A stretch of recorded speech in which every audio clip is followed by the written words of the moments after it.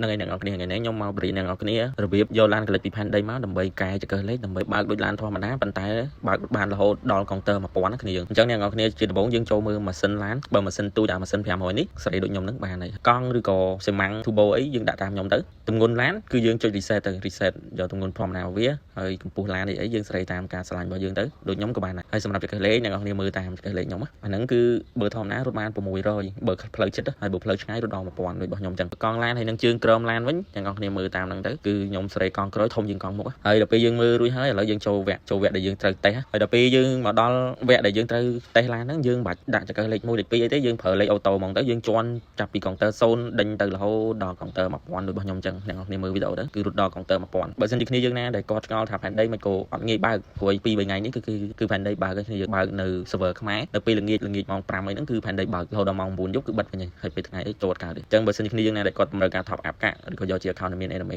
ស្រាប់អីខាងខ្ញុំមានទាំងខាង packing ហើយនិងខាង stream អញ្ចឹងគ្នាយើងណាគាត់មានតម្រូវការគឺខាងខ្ញុំមានហ្នឹងហើយវីដេអូនេះក៏មានប៉ុណ្្នឹងដែរសម្រាប់គ្នាយើងណាដែលគាត់យកឡើងផ្លេចពីផែនដីគឺកែតាមខ្ញុំទៅបើសិនជាគ្នាយើងណាចូលចិត្តកុំភ្លេចជួយឲ្យវីដេអូហើយនិង comment នៅខាងក្រោមមក Thank you